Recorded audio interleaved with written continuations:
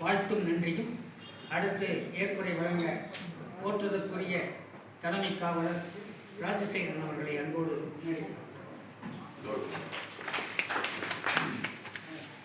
அரங்கத்தில் அமர்ந்திருக்கும் சான்றோர்களுக்கும் ஆண்டோர்களுக்கும் என் முதற்கண் வணக்கம்.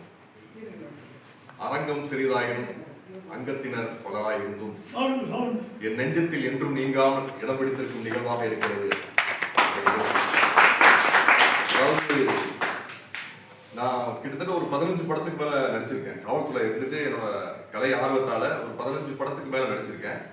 ஒரு 20-25 ஷார்ட் பிலிம்ஸ் பண்ணியிருக்கேன். குறும்படங்கள் நடித்திருக்கிறேன்.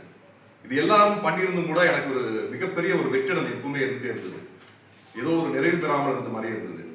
ஏதாவது ஒரு நாடகத்தில் நடிக்கணும், அந்த நாடகத்தை பார்த்துட்டு அதாவது இம்மிடியட்டா அவங்க ரியாக்ட் பண்ணணும் அப்படிங்கிற ஒரு எண்ணம் எனக்கு இருந்தது.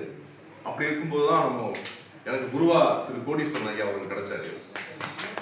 அவருக்கு கிடைச்ச முதல் வாய்ப்பே பாரதியாக எனக்கு வாய்ப்பு கிடைத்தது.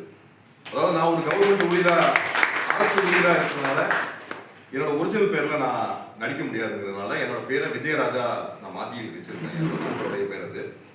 ஸோ அப்படி தான் நான் வந்து சினிமாவுக்கும் மற்ற நாடகத்துக்கும் என் பேரை கொடுத்துட்டு இருந்தேன். பாரதியாக இவர் கொடுத்த முதல் பாத்திரத்திலேயே எனக்கு ரொம்ப இனிமையான வசனங்களும் அருமையான ஒரு வாய்ப்பும் கொடுத்தனால என்னோட பேரையே பாரதி விஜயராஜா நான் மாற்றிக்கிட்டேன்.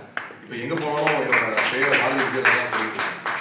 அதே போல தீரன் சின்னமலைங்கிற மிகப்பெரிய ஒரு பாத்திரம் நடித்த 2வது நாடகத்திலே எனக்கு முதன்மை பாத்திரமாக அந்த தீரன் சின்னமலை பாத்திரத்தை கொடுத்தாரு.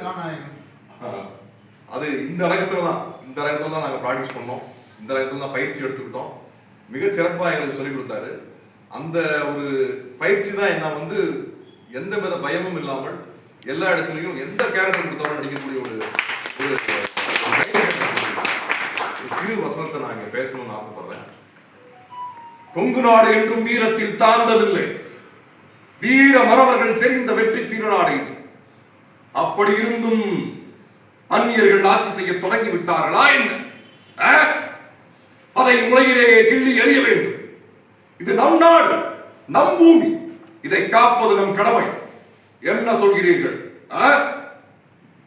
இது